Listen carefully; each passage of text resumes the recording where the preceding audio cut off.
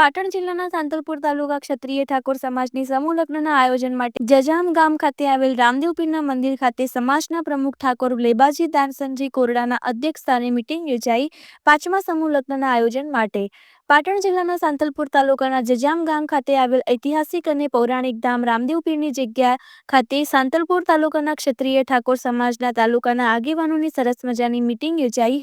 समूह लग्न आयोजन माटे मीटिंगो योजाई। 5मा समूह लग्नना आयोजन माटे समूह लग्नનું ભવ્ય આયોજન કરવા માટે મીટિંગ યોજાઈ હતી।